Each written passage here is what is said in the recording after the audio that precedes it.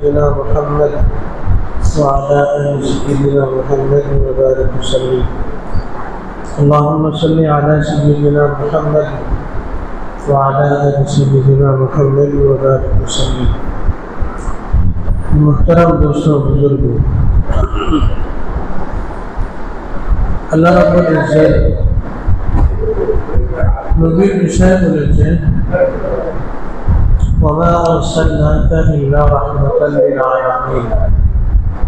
ऐ नबी, हमने आपको जहां वालों के लिए रहमत बनाकर भेजा है।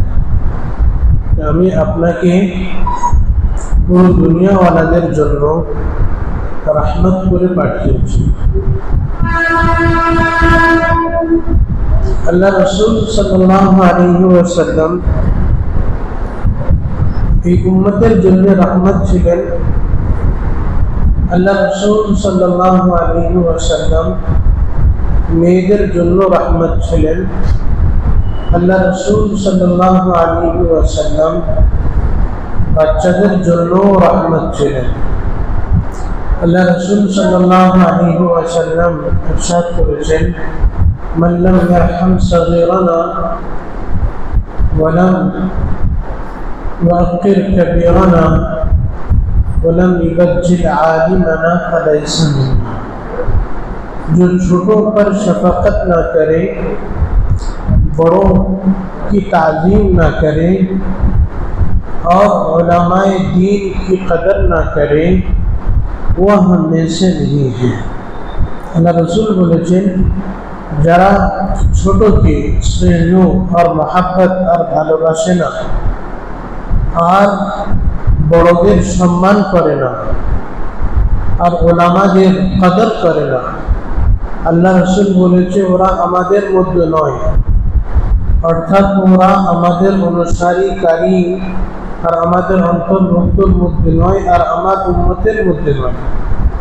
যারা ছোটদের প্রতি রহম করে না, দয়া করে না, মেহেরবানি করে না আর বড়দেরকে সম্মান করে না আর উলামাদেরকে কদর করে না, আল্লাহ রাসূল বলছে ওরা আমাদের মধ্যে নয়, আমার উম্মতের মধ্যে নয়। আল্লাহ রাসূল সাল্লাল্লাহু আলাইহি ওয়াসাল্লাম এক জায়গায় বসেছিলেন আর হাসান হোসেনকে চুমো খাচ্ছিলেন। একটি দেহাতি গ্রামের লোক এসে বলছে, আপনি বাচ্চাদের চুমো খাচ্ছেন? আমার 10টা ছেলে, কিন্তু আমি কোনোদিন আমার ছেলেদেরকে চুমো খাইনি। তো আল্লাহ রাসূল বললেন, আল্লাহ যদি তোমার দিল থেকে মেহেরবানি আর রহম বার করে দেয় তো আমি কি করব? তোমার দিল যদি পাথর হয়ে থাকে তো আমি কি করব? এর দ্বারা বোঝা যাচ্ছে কি আল্লাহ রাসূল বাচ্চাদের ভালোবাসতেন। এমনকি হাসান হোসেন, আল্লাহ রাসূল মিম্বারে খুতবা দিতেন তো হাসান হোসেন পাশে এসে বসে যেতেন। নামাজ পড়াতেন, কাঁধের উপরেতে বসে যেতেন হাসান হোসেন। আর যতক্ষণ বসে থাকতুক আল্লাহ রাসূল সিজদার মধ্যে থাকতেন। যখন ওরা লেবে যেতুক তখন আল্লাহ রাসূল সিজদা থেকে মাথা তুলতেন। আল্লাহ রাসূল সাল্লাল্লাহু আলাইহি ওয়াসাল্লাম কখনো হামাগুড়ি দিতেন আর পিঠের উপরে হাসান হোসেনকে বসিয়ে নিতেন। তো বলে, দেখো তোমাদের গাড়ি কেমন, ভালো তো তোমাদের গাড়ি। তো নিজেকে ছোট বাচ্চাদের সাথে বাচ্চা হয়ে যেতেন। হযরত ফাতেমা জাহরা রাদিয়াল্লাহু তাআলা আনহা যখন আল্লাহ রাসূলের বাড়িতে আসতেন, আল্লাহ রাসূলের কাছেতে আসতেন হযরত ফাতেমা। আল্লাহ রাসূলের সবচেয়ে ছোট মেয়ে ছিল হযরত ফাতেমা। তো হাদিসের মধ্যে এসেছে, মিশকাত শরীফের হাদিসের মধ্যে, যে আল্লাহ রাসূল উঠে যেতেন ফাতেমার জন্য। আল্লাহ রাসূল উঠে দাঁড়িয়ে যেতেন আর দরওয়াজার কাছে যেতেন আর গিয়ে ফাতেমার হাতটা ধরতেন, ধরে এখানে চুমো খেতেন আর মাথায় চুমো খেতেন। চুমো খেয়ে আল্লাহ রাসূল যেখানে বসেছিল নিজের মেয়েকে ওখানে বসাতেন। আর যখন বাপ মেয়ের বাড়িতে যেত যখন আল্লাহ রসুল ফাতেমার বাড়িতে যেত, হযরত ফাতেমাও বাপের হাত ধরে চুমু খেতেন আর নিজের জায়গাতে বসাতেন। তো বাপ বেটি আর বাপ বেটার মধ্যে কেমন মহাব্বত। আজকের বাপ ঘরে গেলে যেন বাঘ এসেছে। অনেক ছেলেরা এমন কি জুজু হয়ে যায় কি বাঘ এসেছে না বাপ এসেছে, ছেলেদেরকে এমন ভয় দিয়ে রাখে। তখন ওই ছেলেরা নিজের পার্সোনাল কথা, নিজের বিয়ের কথা শেয়ার করতে চায় না, বলতে চায় না। ওরা ভয় করে কি বললে যদি আমার মারে বা বকাবকি করে। তো ছেলেদের সাথে কি হয়, তখন ম্যাচ খায় না বাপ বেটার মধ্যে, বাপ আর মা আর ছেলেদের মধ্যে। তখন ওরা নিজের পার্সোনাল কথা বলে না। কিন্তু ওরা যখন বড় হয়ে যায়, ওরা তখন নিজের ইচ্ছায় নিজের রাস্তা বেছে নেয়, লাভ করছে, ভালোবাসা করছে, তখন ওরা পালিয়ে যাচ্ছে। কেননা ওরা যদি বলে ঘরেতে, তো ঘরেতে আবার বকাবকি করবে, আমাকে মারবে, ডাঁটাপাট করবে, এই জন্য বলতে চায় না। যদি ফ্রেন্ডস আর বন্ধুর মতো যদি সম্পর্ক থাকে, তখন ও তো ভাবে আমার বাপ তো বন্ধুর মতো, যা কিছু কথা বলি ছেলেদের কথা শুনতে হয়, শুনে ওদের সঠিক পরামর্শ দিতে হয়। প্রত্যেক কথায় ওদের ডাঁটতে আর বকাবকি করতে নেই। যখন ডাঁট আর বকাবকি করা হবে, তখন ফির ওরা আর কোনোদিন বাপ মার কাছে নিজের কথা শেয়ার করতে চায় না, ওদের বুকেতে ভয় এসে যায়। তো আল্লাহ রসুল সাল্লাল্লাহু আলাইহি ওয়াসাল্লাম হযরত ফাতেমা যখন আসতেন, তো হাতে চুমু খেতেন, কপালে চুমু খেতেন, আর হাত ধরে নিয়ে এসে জায়গাতে বসাতেন, নিজের শিখেতেন। যখন এরকম বাপ যদি কোনো মেয়ের আশার প্রতি এরকম ওয়েলকাম করে, তখন মেয়ের দিলে বাপের কিরকম মহাব্বত হবে।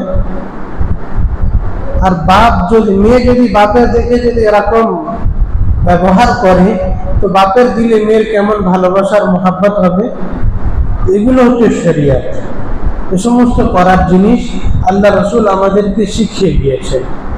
যেটা আমি হাদিস বলছিলাম যে যারা ছোটদের রহম করে না আর বড়দের আদব করে না, তো আল্লাহ রসুল সাল্লাল্লাহু আলাইহি ওয়াসাল্লাম বড়দের জন্যও রহমত বলছে, তোমরা বড়দের আদব করো। আল্লাহ রসুল বলেছেন कि मिन इजलालिल्लाहि ताआला इकराम मुशैब, के बड़ों का इकराम करना अल्लाह के इकराम के मानी है। যারা বড়দেরকে সম্মান করে ওরা যেন আল্লাহকে সম্মান করে, যারা বড়দের অপমান করে ওরা যেন আল্লাহকে অপমান করে। আর আল্লাহকে অপমান করলে আল্লাহ তাকে সাজা দেবে। এখানে বড়দের প্রতিও আল্লাহ রসুল রহমত বলেছে, যাদের দাড়ি চুল মাথা চুল সাদা হয়ে যায়, আল্লাহ ওদের দেখে লজ্জিত ভোগ করে ওদের সাজা দিতে, যে আমি এদেরকে কিভাবে সাজা দেব। এই জন্য বড়দের আদব আর ইহতিরাম হাদিসের মধ্যে খুবই গুরুত্ব বলা হয়েছে, যে এদের ইকরাম করা, সম্মান করা, আদব করা আল্লাহর ইকরাম, সম্মান, আদব করার সমতুল্য। আর উলামাদের বিষয়ে আল্লাহ রসুলের রহমত, আল্লাহ রসুল বলেছে আল উলামা ওয়ারাসাতুল আম্বিয়া, যে উলামা নবীদের ওয়ারিস। নবীর ওয়ারিস, ওয়ারিস মানে কি? মানে আমি মারা গিয়েছি, তো আমার পৈতৃক সম্পত্তি আমার ছেলেপুলেরা পাবে, বাইরের কেউ পাবে না, পাড়ার কোনো লোক পাবে না। যতই বন্ধু হোক, যতই নিকৃষ্ট হোক, যতই কাছের লোক হোক, ও সম্পত্তির ভাগ পাবে না, আমার ছেলেরাই পাবে। এদেরকে ওয়ারিস বলে। আমার পৈতৃক সম্পত্তির হকদার যারা, ওদেরকে ওয়ারিস বলে। তো বলছে নবীদের ওয়ারিস হচ্ছে উলামা। আর আল্লাহ রসুল বলেছেন মান যারা আলিমান ফাকাদ যারানি, जिसने किसी आलिम की जियारत की उसने मेरी जियारत की। तो যারা কোনো আলিমকে সাক্ষাৎ করলো ওরা যেন আমাকে সাক্ষাৎ করলো। আল্লাহ রসুল ইমামত, মেম্বার, এটা হচ্ছে আল্লাহ রসুলের জায়গা। আল্লাহ রসুল ইমাম ছিলেন, আর আল্লাহ রসুলের ইমামের পদ ওলামারাই নিচ্ছে, ওলামারাই করছে। তো আল্লাহ রসুলের জায়গায় এখানে ইমামতি যারা করলো, তো বলছে যারা ওলামাদের পিছনে নামাজ পড়লো, যা ইমামের পিছনে নামাজ পড়লো, ও যেন আমার পিছনে নামাজ পড়লো। আল্লাহ রসুল বলছে ও যেন আমার পিছনে নামাজ পড়লো। তো ওলামাদের আল্লাহ রসুল কত মাকাম আর মর্তবা দিয়েছে। আরো এমনও বলেছে যে এই উম্মতের ওলামা বনি ইসরাইলদের নবীদের সমতুল্য। বনি ইসরাইলদের নবীদের যা মাকাম, আমার উম্মতের ওলামাদের তাই মাকাম। শুধু 10-12টা নবী ছাড়া যত 1,24,000 কমবেশ নবী এসেছে, সব বনি ইসরাইলদের মধ্যে এসেছে। 1,24,000-এর মধ্যে 10-12টা বার করে দিলে তো 1,00,000 প্রায় 10-12টা নবী বনি ইসরাইলদের মধ্যে এসেছে। বলছে এই আমার উম্মতের ওলামারা আগের যুগের নবীদের সমতুল্য। তো ইমামের পিছনে নামাজ পড়লো, ও যেন আমার পিছনে নামাজ পড়লো। আল্লাহ রসুল আরেকটি হাদিসের মধ্যে বলেছে, কুন আলিমান, हो सके तो तुम आलिम बनो, यदि पारो तो आलिम हो, और मुताल्लिमन, यदि आलिम ना होते पारो तो तुमरा इल्म सीखने वाला बनो, तालिब इल्म बनो, और मुस्तमी अल्लाह, यदि तुमरा आलिम ना होते पारो, तालिब इल्म ना होते पारो, कम से कम उलामाদের কাছে বসে ইলমের কথা যেন শিখতে পারো, শুনতে পারো। তৃতীয় নাম্বার, যে তৃতীয় নাম্বার না হতে পারো, মুহিব্বাল্লাহ, ওলামাদের সাথে ভালোবাসা রেখো। ফালা তাকুনিল খামিসা, 5 নম্বর হয়ে যেও না।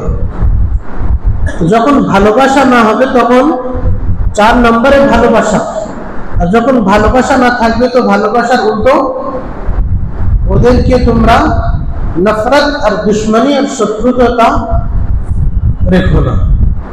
ফালা তাকুনিল খামিসা, 5 নম্বরের ভাগের মধ্যে এসো না। ফাতুহলিকা, আল্লাহ রাসূল বলছে তখন তোমরা হালাক হয়ে যাবে, ধ্বংস হয়ে যাবে, হালাক হয়ে যাবে, ধ্বংস হয়ে যাবে। তো ওলামা কেমন, ওরা ওদের হিসাব আল্লাহর কাছে দেবে। তোমার কাজ ওদের ভালোটা নেওয়া, খারাপটা আল্লাহর হাওয়ালে করে দাও। ওরা মানুষ, কোনো ফেরেশতা না। ওলামারাও ইনসান, কোনো ফেরেশতা না কি ওদের দ্বারাই ভুল হবে না। ভুল হয়ে যায়, কিন্তু তোমাদের জবানটা বন্ধ করে রাখা দরকার, মানে আল্লাহ রাসূল বলেছে ও ধ্বংস হয়ে যাবে। যদি তোমার কোনো ইমামের পিছনে নামাজ পড়তে পছন্দ নেই, তো ওই মসজিদকে তুমি ছেড়ে দাও, অন্য মসজিদে চলে যাও। যখন তোমাদের অসুবিধা হচ্ছে তো ইমামকে ভালোভাবে বলে দাও, আমরা তোমাকে লাইক করি না, পছন্দ করি না, তুমি ছেড়ে দাও। এটা সিধা সিধা কথা। পিছনে গুজুর গুজুর গুজুর করবে তো নিজের আখিরাত বরবাদ করবে। পরিষ্কার ভাবে বলে দেবে আমরা তোমাদেরকে চাই না, তুমি চলে যাও। তো তোমাদেরও কোনো গুনাহ হলো নি, আর ওই ইমামের পিছনে বললে তোমাদের আখিরাত বরবাদও হবে। প্রথম কথা তো যদি পছন্দ না হয় তো মসজিদ ছেড়ে অন্য মসজিদে চলে যাও। আর যদি না মসজিদ ছাড়তে পারছো না তো কি করো, ইমামকে বলে দাও আমরা তোমাকে চাই না, তোমার এই সমস্ত জিনিস আমাদের ভালো লাগছে না, ছেড়ে দাও মসজিদ। তো রোজির জিম্মেদারি আল্লাহর হাতে, রোজির জিম্মেদারি আল্লাহর হাতে, কোনো মখলুকের হাতে নেই। আল্লাহ রোজি দেনেওয়ালা। তো যেটা আমি বলছিলাম, আল্লাহ রাসূল সাল্লাল্লাহু আলাইহি ওয়াসাল্লাম এই উম্মতের জন্য রহমত ছিলেন, মেয়েদের জন্য রহমত ছিলেন, বড়দের জন্য রহমত ছিলেন, বাচ্চাদের জন্য রহমত ছিলেন, আর বুড়োদের জন্য রহমত ছিলেন, আর যুবক আর জওয়ানদের জন্য আর ওলামাদের জন্য রহমত ছিলেন। আল্লাহ রাসূল সাল্লাল্লাহু আলাইহি ওয়াসাল্লাম জন্তু জানোয়ারদের জন্য রহমত ছিলেন, জন্তু জানোয়ারদের বিষয়ে আগের সপ্তাহে বলা হয়েছে। আর আল্লাহ রসুল সাল্লাল্লাহু আলাইহি সাল্লাম গাছেদের প্রতিও রহমত ছিলেন। কি আল্লাহ রসুল এই মেম্বার আগে ছিল না, একটা খেজুর গাছ ছিল, সে খেজুর গাছ শুকনো হয়ে গিয়েছিল, গাছের পাতা টাতা কিছু ছিল না, একদম শুকনো হয়ে গিয়েছিল, মরা গাছ। তো একটি সাহাবী হযরত হাসান রাদিয়াল্লাহু তাআলা আনহু, উনি আল্লাহ রসুলের জন্য একটা কাঠের মেম্বার তৈরি করলেন, সিঁড়ি, এরকম সিঁড়ির মেম্বার তৈরি করলেন। তো আল্লাহ রসুল সাল্লাল্লাহু আলাইহি ওয়াসাল্লাম খেজুর গাছে হেলান দিয়ে বয়ান করতেন, আর খেজুর গাছটা ছেড়ে দিয়ে যখন মেম্বার হয়ে গিয়েছে, মেম্বারে বসে খুতবা দিতে শুরু করলো। যখন দেখছে নবী আর আমার আর হেলান দিচ্ছে না, খেজুর গাছকে আর হেলান দিচ্ছে না, মেম্বারের সিঁড়িতে বসে খুতবা দিচ্ছে, ও তখন কান্না শুরু করে দিল। খেজুর গাছ এমন কাঁদছে যেমন ছোট বাচ্চারা চিল্লে চিল্লে হিচকি মেরে কাঁদে, সেরকম হিচকি মেরে কান্না শুরু করছে। তো আল্লাহ রসুল সাল্লাল্লাহু আলাইহি ওয়াসাল্লাম মেম্বার থেকে নিচে লেগে খেজুর গাছকে বুকের সাথে জড়িয়ে নিল, জড়িয়ে এরকম থাপ্পি মারলো। তো থাপ্পি মারার পরে তখন ওর কান্নাটা থামলো। তো আল্লাহ রসুল সাল্লাল্লাহু আলাইহি ওয়াসাল্লাম গাছেদের জন্য রহমত ছিলেন, যে দয়ার নবী আমাকে আর সাহারা দিচ্ছেন। আবু জাহেল হাতের মুঠোর মধ্যে বালি নিয়ে এসেছে, এসে নবীকে বলছে, মোহাম্মদ अगर तुम ये बता दो मेरी मुट्ठी में क्या है तो मैं कलीमा पढ़ लूंगा, मैं तुम पर ईमान ला लूंगा। जो मोहम्मद আমার হাতের মুঠোর মধ্যে কি আছে বলে দাও, তো আমি ঈমান নিয়ে আসবো। তো বলছে তোমার হাতের মুঠোর মধ্যে কি আছে ওই বলবে, আমি কি, আমার বলা দরকার নেই। তো কালিমা পড়ছে, ওই হাতের মুঠোর মধ্যে কাঁকো লা ইলাহা ইল্লাল্লাহ ওয়া আন্না মুহাম্মাদার রাসূলুল্লাহ, বলছে তুমি আল্লাহ রসুল। কিন্তু ও তো ওর কিসমত তো ফাটা ছিল। আবু জাহেল, আবু মানে বাপ, জাহেল মানে মূর্খ, ও মূর্খ বাপ ছিল। তো ও তো ঈমান আল্লাহ কবুল করেনি, হিদায়াত তো তাকদীরে লেখা ছিল না, ও হিদায়াত নিয়ে আসেনি। তো গাছেদের জন্য আল্লাহ রসুল রহমত ছিলেন। তো গাছেরাও আল্লাহ রসুলকে মহাব্বত করতেন, এমন মহাব্বত আল্লাহ রসুল সাল্লাল্লাহু আলাইহি ওয়াসাল্লাম তবুকের সময় গিয়েছিলেন। তবুকের সময় এত গরম ছিল, খুব গরম ছিল। তো আল্লাহ রসুল এক জায়গাতে বসেছে, দূর থেকে একটা গাছ জমিন কেড়ে আল্লাহ রসুলের কাছে এসে ছায়া করছে। কেমন মহাব্বত আল্লাহ রসুলকে। হযরত আবু বকর সিদ্দিক রাদিয়াল্লাহু তাআলা আনহু কেমন মহাব্বত করতেন। আল্লাহ রসুল সাল্লাল্লাহু আলাইহি সাল্লামের বিষয়ে একটা হাদিস আছে যে আল্লাহ রসুল বলেন যে আমার তিনটি জিনিস খুব ভালো লাগে। একটা হচ্ছে খুশবু, আতর। খুশবু, আতর আমার খুব ভালো লাগে। দ্বিতীয় হচ্ছে নেক, সৎ बीवी, नेक औरत, नेक बीवी। और तृतीय होच्छे नमाज। नमाज मेरी आंखों की ठंडक है, नमाज আমার চোখের ঠান্ডা। এই তিনটি জিনিস আমার খুব প্রিয়। তখন হযরত আবু বকর ছিল, আবু বকর বলছে ইয়া রাসূলুল্লাহ আমারও তিনটি জিনিস খুব প্রিয়। বলছে আমার তিনটি জিনিস প্রিয় কি আমার দিল চায় যেন আমি সব সময় আপনার দিদার করতে থাকি, আপনার মুখটাকে যেন আমি দেখতে থাকি, এটা আমার জন্য খুব প্রিয়। দ্বিতীয় হচ্ছে আমার মাল সম্পত্তি যেন আমি আপনার জন্য লুটাতে থাকি, খরচ করতে থাকি। তৃতীয় আমার জন্য প্রিয় হচ্ছে कि আমার মেয়ে আয়েশা আপনার বিয়েতে আছে, এটা আমার খুব ভালো লাগে। তো ওখানে হযরত ওমরও ছিলেন। হযরত ওমর বলে আমারও তিনটি জিনিস খুব ভালো লাগে। একটা হচ্ছে ভালো কাজের আদেশ করা, দ্বিতীয় হচ্ছে অসৎ কাজের নিষেধ করা, আর তৃতীয় হচ্ছে পুরাতন কাপড়, পুরানো কাপড়। হযরত ওমর রাদিয়াল্লাহু তাআলা আনহু যখন খলিফা ছিলেন তিনি একটা জুব্বা বানিয়েছিলেন।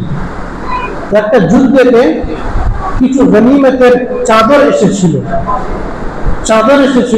তো সবাইকে চাদর বন্টন করা হয়েছে। হযরত ওমর ওই চাদর দিয়ে জুব্বা বানিয়েছে, তো খুতবা দিচ্ছিল জুমার সময়। হযরত আব্বাস রাদিয়াল্লাহু তাআলা আনহু দাঁড়িয়ে গিয়েছে। হযরত ওমর বলছে कि लोगों मेरी बात सुनो, বলছে আমার কথা শুনো। হযরত আব্বাস দাঁড়িয়ে গেছে, বলছে না, আমি তোমার কথা শুনবো না যতক্ষণ পর্যন্ত তুমি আমার প্রশ্নের উত্তর না দিয়ে দাও। বলছে কি, তুমি এই জুব্বাটা পরে আছো, কাপড়টা পেলে কোথা থেকে? কাপড়টা পেলে কোথা থেকে? যে একটা চাদর ভাগ করা হয়েছে, ওই একটা চাদরে তো জুব্বা হবে না, তো তুমি চাদরটা এক্সট্রা তাহলে কাপড় পেলে কোথা থেকে? হযরত আমিরুল মুমিনিন, ওয়াক্তের বাদশাহ, অর্ধেক দুনিয়ার প্রতি ওনার রাজত্ব ছিল, ততক্ষণ আমরা আপনার কথা শুনবো না। তখন ওনার ছেলে আব্দুল্লাহ ইবনে ওমর দাঁড়িয়ে গিয়েছে, বলছে আপনার প্রশ্ন তো ঠিকই, একটা কাপড়ে তো জুব্বা হবে না, আমার ভাগে যে একটা কাপড় ছিল আমি আমার আব্বাকে দিয়ে দিয়েছি, তো দুটি মিলিয়ে আমার আব্বাজান কাপড় জুব্বা বানিয়েছে। তো ওয়াক্তের মুমিন বাদশা ছিলেন, কিন্তু সাহাবাদের এমন কি কেউ যদি অন্যায় কাজ করত তাদের সামনে সঙ্গে সঙ্গে টুকতেন। এটাই হচ্ছে মেন গুরুত্ব পয়েন্টের কথা, কি কেউ ভুল করতে সামনে টোকো, পিছনে টুকবে গীবতের গুনাহ হবে, সামনে টুকবেন সওয়াব পাবেন। কেননা ওর যে ভুল আছে, ভুলটা সংশোধন ও করবে, অপর করবে না। আপনি অপরকে বলবেন, তো ওর ভুলের সংশোধন কি ও করবে? যে ভুল করছে তো সে করবে, তাকে না বলে আমরা অন্যকে বলে বেড়াচ্ছি। তো গীবতের গুনাহ, আল গীবাতু আশাদ্দু মিনাজ জিনা, কি গীবত করা মার সাথে জিনা করার থেকেও, বদকারি করার থেকেও জঘন্যতম আমল। ওটাই আমরা করে বেড়াই, কিন্তু সামনে বলার হিম্মত থাকে না। এটা হচ্ছে বুজদিল। তো হযরত ওমর রাদিয়াল্লাহু তাআলা আনহু বলেন, আমার ভালো লাগে যে সৎ কাজের আদেশ করা, অসৎ কাজের নিষেধ করা পুরাতন কাপড়। হযরত উসমানও ছিলেন। হযরত উসমান বলছে আমারও তিনটি জিনিস খুব ভালো লাগে। একটা হচ্ছে লোকেদেরকে খানা খাওয়ানো। হযরত উসমান আল্লাহ ওনার খুব মাল দিয়েছিলেন, এত মাল কি মুলকে শাম, সিরিয়া থেকে মদিনা পর্যন্ত উটের লাইন থাকতো, আর প্রত্যেকটা উটের প্রতি মাল ভরা থাকতো। লাইন কাটটুকনি মাঝখানে এতটা উটের লাইন, কত উট ছিল, আর কত মাল, কত দৌলত সম্পত্তি ছিল। আল্লাহ রসুলকে একদিন হযরত উসমান দাওয়াত করেছেন, তো আল্লাহ রসুল হযরত উসমানের বাড়িতে যাচ্ছিলেন। তো হযরত উসমান আল্লাহ রসুলের পা গুনছে, এক পা দু পা গুনছে। আল্লাহ রসুল, উসমান তুমি আমার পা গুনছো কেন? বলছে আমি পা এই জন্য গুনছি, আপনি আমার বাড়িতে আসছেন, আপনার যতটা পা পড়বে আপনার ততটা পার বদৌলতে আমি গোলাম আজাদ করে দেবো, আপনার পার বদৌলতে। রসুলের সাথে কেমন মহাব্বত আর ইশক ছিল। তো বলছে আমার গরিবদের আর খানা খাওয়ানো খুব ভালো লাগে, আর পিপাসাদের পান করানো খুব ভালো লাগে, আর কোরআন তিলাওয়াত করা খুব ভালো লাগে। হযরত উসমান রাদিয়াল্লাহু তাআলা আনহু যখন কবরস্থানে যেতেন খুব কাঁদতেন, এমনকি পুরো দাড়ি ভিজে যেত। ওনাকে জিজ্ঞাসা করা হলো, আপনার সামনে জান্নাত জাহান্নামের আলোচনা করা হয়, আপনি এত কাঁদেন না, আর কবরস্থানে গেলে এত বেশি কাঁদেন কেন? বলছে জান্নাত জাহান্নাম তো পরে, আগে কবরের সামনে করতে হবে। আগে কবর রাস্তা যদি তার আসানির সাথে পার হয়ে যায়, তখন তার রাস্তা আসান হয়ে যাবে। এখানেই ফেসে গেলে সেখানেই ফেসে যাবে। আর দ্বিতীয় হচ্ছে কোরআন। উনি কোরআনে তেলাওয়াত খুব করতেন, সারা রাত ধরে কোরআন পড়তেন। আর ওনার শাহাদাত, ওনার যখন শহীদ করা হয়েছে তখন উনি কোরআন পড়ছিলেন, আর কোরআনের আয়াতে ওনার রক্ত পড়েছে, ফাসায়াকফিকাহুমুল্লাহ, কে আল্লাহ তোমার জন্য যথেষ্ট। ওই আয়াতে ওনার কোরআনের ওই আয়াতে ওনার রক্ত ছিটে পড়েছে। ওখানে হযরত আলীও ছিলেন। হযরত আলী বলছে আমারও তিনটি জিনিস খুব ভালো লাগে। একটা হচ্ছে গরিবদের সহযোগিতা করা, গরিবদের সহযোগিতা করা আমার খুব ভালো লাগে। আর দ্বিতীয় হচ্ছে মেহমানদের খিদমত করা, মেহমানদের খিদমত করা আমার খুব ভালো লাগে। আর একটা জিনিস হচ্ছে দুশ্মনের প্রতি তলোয়ার চালানো খুব ভালো লাগে, দুশ্মনের প্রতি তলোয়ার চালানো খুব ভালো লাগে। তো আল্লাহ রসুল বললেন আবু বকর, ওমর, ওসমান, আলী। হযরত জিবরাইল এসেছে, হযরত জিবরাইল এসেছে, এসে বলছে আমিও যদি তোমাদের মতো মানুষ হতাম তো আমিও বলতাম আমার কি ভালো লাগে, আমার কি ভালো লাগে। হযরত জিবরাইল বলছে যে আমার ভালো লাগে ওই ব্যক্তি যে গরিব কিন্তু ইবাদত করে, গরিব কিন্তু সে ইবাদত করে, একে ভালো লাগে।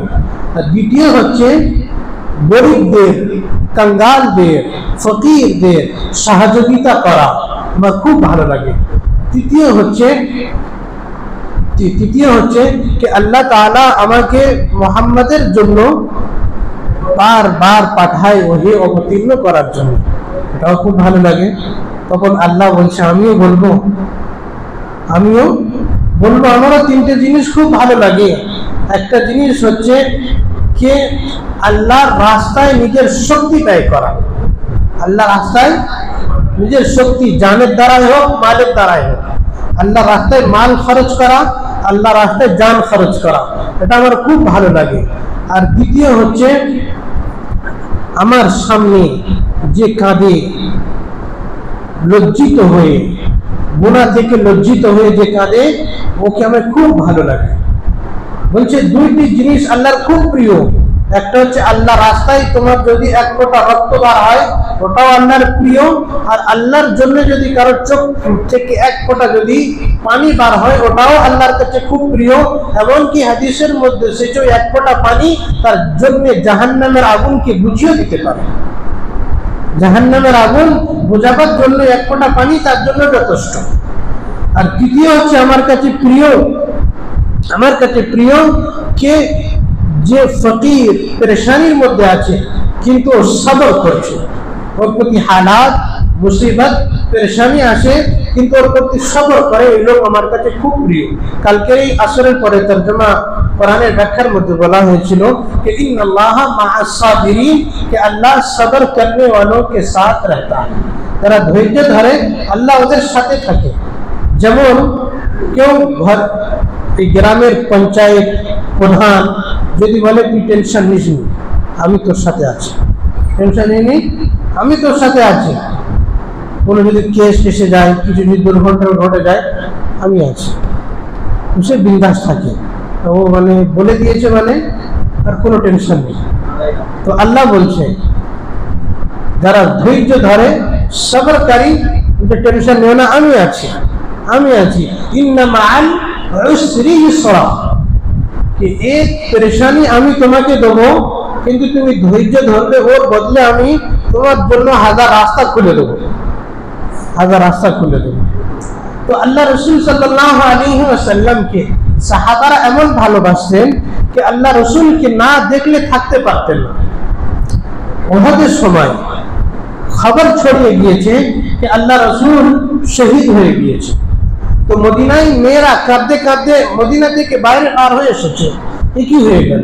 তো সঙ্গে সঙ্গে একটা মেয়ে ঘোড়ার উপরে উঠলো, উঠে বলছে কি আমি যতক্ষণ পর্যন্ত নবীকে চোখে না দেখে নেব ততক্ষণ পর্যন্ত আমি সুকুন আর শান্তির সাথে বসে থাকবো না, আমি চোখে দেখবো তবে আমার শান্তি হবে। খবরটা সঠিক না বেঠিক? উনি সঙ্গে সঙ্গে ঘোড়ার উপরে উঠে দৌড় লাগালেন ওহদের পাহাড়ের দিকে। ওহদের পাহাড়ের দিকে যখন একটা সাহাবীকে কাউকে দেখতে পেল তো বলছে মা বাদু মুহাম্মদ, মুহাম্মাদের খবর কি? তো বলছে ওনার খবর তো আমি জানি না, কিন্তু আমি দেখেছি তোমার ছেলে ওখানে শহীদ হয়ে পড়ে আছে। মুহাম্মাদের খবর আমি জানি না কি হয়েছে, কিন্তু আমি তোমার ছেলেকে নিজের চোখে দেখেছি যে ও শহীদ হয়ে গিয়েছে, মরে গিয়েছে। তো বলছে আমার ছেলে মানে এমন নিজের ছেলে মরে গিয়েছে কিন্তু কথা ইগনোর করে দিয়েছে, কথা আলসেমি করে দিল। বলছে যতক্ষণ পর্যন্ত আমি মোহাম্মদকে না দেখে নেব ততক্ষণ পর্যন্ত আমি সুকুনে থাকবো না। তার আগে বাড়লো, আগে বেড়ে জিজ্ঞাসা করলো মা বালু মোহাম্মদ, মোহাম্মদের খবর কি? তো বলছে মোহাম্মদের খবর তো জানি না, কিন্তু আমি এক্ষুনি দেখলাম যে তোমার স্বামী শহীদ হয়ে গিয়েছে। বলছে স্বামীর কথাও শুনলো কিন্তু কোনো কথাই বললো না। তার আগে বাড়লো, তার আগে বাড়ার পরে বলছে কি মা বালু মোহাম্মদ, মোহাম্মদের খবর কি? তো বলছে আমি তো জানি না মোহাম্মদের খবর, কিন্তু আমি এক্ষুনি দেখলাম কি তোমার বাপ শহীদ হয়ে গিয়েছে, তোমার বাপ শহীদ হয়ে গেছে। বলছে বাপের কথাও শুনলো কিন্তু দিলের মধ্যে কোনো আসাদ নিল না। নবীর মোহাব্বত, নবীর ইশক, নবী দেখার জুনূন এমন ছিল কি নবীকে দেখবো আমি আগে। যখন আগে বাড়তে বাড়তে নবীকে যখন চোখে দেখলো কি নবী দাঁড়িয়ে আছে সুস্থতা ভাবে, তখন নবীর জামার কাপড় দিয়ে চুমোকে বলছে এখন আমার সমস্ত সমস্ত মুসিবত, সমস্ত পেরেশানি নবীকে দেখার পরে আসান হয়ে গেছে, আসান হয়ে গেছে। কেমন নবীকে মোহাব্বত আর ইশক করত।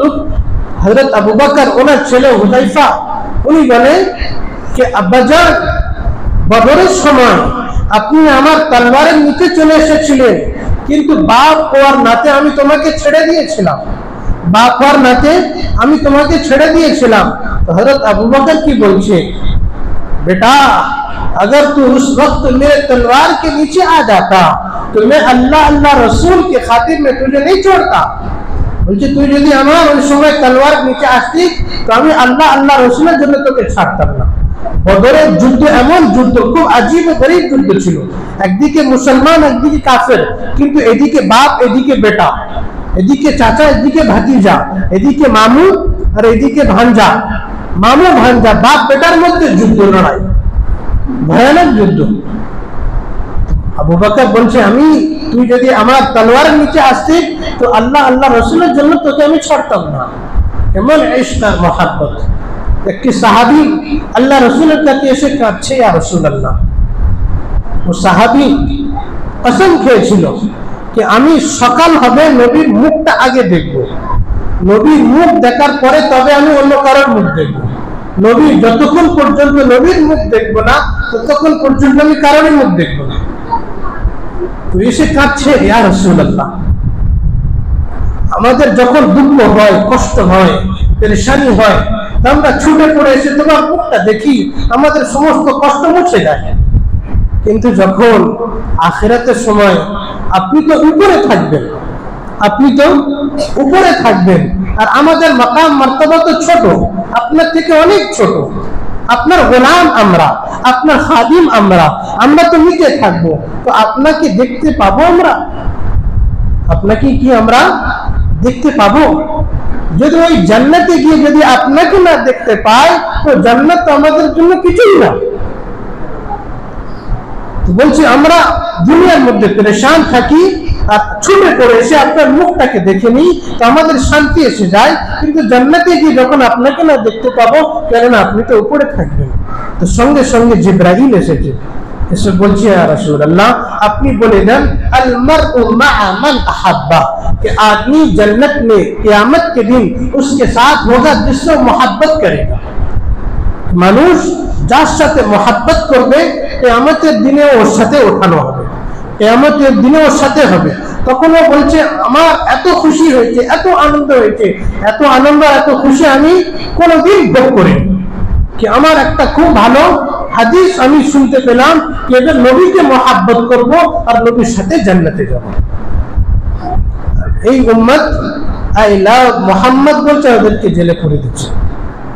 কিন্তু যতই দাবাও ওরা দাববে না, ওরা আরো উঠবে। কেন? এদের দিলেতে নবীর ইশক আর মোহাব্বত ভরা আছে। যে সবকিছু সহ্য করে নেয় কিন্তু নবীর নামের কিছু কথা এরা সহ্য করে না। তো ওই সাহাবী কে আল্লাহ রাসূল বললেন যাকে তুমি মোহাব্বত করবে তার সাথে তোমাকে কিয়ামতের দিনে তোলা হবে, জান্নাতে ওর সাথে থাকবে। এবারে আমরা দেখে নি আমরা কাদের সাথে মোহাব্বত করি, আমাদের ইশক আমাদের মোহাব্বত কাদের সাথে? আই লাভ মোহাম্মদ না আই লাভ জৈনাব? ফোন করছে আই লাভ জৈনাব, আমি জাইনাবকে অমুক মেয়েকে ভালোবাসি, অমুক মেয়েকে ভালোবাসি। কার সাথে ভালোবাসো? মোহাম্মদকে ভালোবাসো না অমুককে ভালোবাসো? আর তোমার কালচার, তোমার লেবাস, তোমার পোশাক, তোমার কথা বলা, তোমার চলা, তোমার অ্যাক্টর বলবে কি তুমি কাকে ভালোবাসো। যদি তোমার তরিকা, তোমার পদ্ধতি, তোমার চলা, তোমার পোশাক যদি সুন্নতের মোতাবেক থাকে তো ভাবা হবে, বলা হবে कि তুমি আই লাভ মোহাম্মদ, মানে মোহাম্মদকে ভালোবাসো। এইদিকে তুমি তো প্যান্ট শার্ট পরে আছো আর মেয়েদের মতো শেভিং করে আছো। অনেক স্কুলেতে কি করে? টুকলি করে। স্কুলেতে কি করে? টুকলি করে। টুকলি জানেন তো? চিটিং, চিটিং যেটা বলে। চিটিং করে কি হয়ে যায়? পাস হওয়ার চেষ্টা করে। তো আমার নবীর এই টুকলিটা করে নেন, ইনশাআল্লাহ পাস হয়ে যাবে। নবীর এই টুকলিটা করে নেন, ইনশাআল্লাহ পাস হয়ে যাবে। এর মধ্যে ইজ্জত, এর মধ্যে আল্লাহ সম্মান রেখেছি। তো আমার পোশাক, আমার লেবাস, আমার চাল চলন কেমন এটা রাসূলুল্লাহ দেখবে। যদি সুন্নতের মোতাবেক আছে তো ভাবা হবে যে আপনি নবীকে ভালোবাসেন, আপনি নবীকে লাইক করেন, আপনি নবীকে লাভ করেন। যদি আপনার সমস্ত জিন্দগি সুন্নত থেকে দূরে, না সুন্নত লেবাস, না মুখেতে সুন্নত, না শরীরেতে সুন্নত, সুন্নত নেই, তাহলে বলা হবে ये নবীকে ভালোবাসে না, নবীকে লাইক করে না, নবীকে মহব্বত করে না। তো এদের লেবাস কাদের সাথে মিল খাচ্ছে দেখা হবে, কাদের সাথে ম্যাচ খাচ্ছে দেখা হবে। যদি এদের তরিকা, এদের পদ্ধতি ইহুদি, খ্রিস্টান আর ঈসাইদের সাথে ম্যাচ খাচ্ছে তাহলে এরা কাদের সাথে উঠাবে? এদের কাদের সাথে উঠবে? নবীর সাথে উঠবে বা নবীর সাথে থাকবে। এদের বলা হবে যা তোমরা যাকে চয়েস করেছিলে, যাকে লাইক করেছিলে, যাকে ভালোবেসেছিলে ওদের সাথেই থাকো, ইহুদি খ্রিস্টানদের সাথে থাকো। তো কে আমরা চাই না কি নবীর সাথে আমাদের উঠানো হোক, নবীর সাথে আমাদের, আমরা জান্নাতে কে চাই না? তো যারা চায় তারা সুন্নতকে যেন মজবুতের সাথে ধরে নেয়। যারা নবীর সাথে জান্নাতেও থাকতে চায় তারা যেন সুন্নতের প্রতি এখন থাকতে আমল করার তৌফিক, এখন থাকতে আমল করার চেষ্টা করি, করবে ইনশাআল্লাহ। তো সুন্নত কি এগুলো জানতে হবে। আল্লাহ রসুল খাতেন, আল্লাহ রসুল খানা কেমন খাতেন, আল্লাহ রসুল কেমন পানি পান করতেন, আল্লাহ রসুল কেমন চলতেন, আল্লাহ রসুল কেমন উঠতেন, কেমন ঘুমাতেন। আমাদের ঘুম এমন হচ্ছে কি আমরা ফোন না হলে ঘুম আসে না। যুবকদের ফোন না হলে ঘুম আসে না। মানে বউ ছেড়ে তো 1 মাস থাকবে কিন্তু ফোন ছেড়ে থাকতে পারবে না। ঘুমিয়ে আছে মাথার ধারে ফোন, ফোন না যদি পায় পরেশান হয়ে যায়, ফোনটা কোথায় গেল কোথায় গেল। তো ফোনের সাথে মহব্বত, হ্যাঁ জরুরি, যেমন জরুরি কাজ জরুরতের মতন রাখো, বেশি ইয়ে করো না। বাইতুল খালায় যাচ্ছি, প্রয়োজনের মতো বসছি, উঠে চলে আসছি, ওখানে তো সারাদিন বসে থেকে না, প্রয়োজন। তো এই জন্য সুন্নাত, আল্লাহ রসুল বাইতুল খালা কেমন যেতেন, এর পদ্ধতি কি, এগুলো জানবো, শেখার চেষ্টা করবো, করবেন ইনশাআল্লাহ। আল্লাহ তাআলা আমাদের সবাইকে আল্লাহ রসুল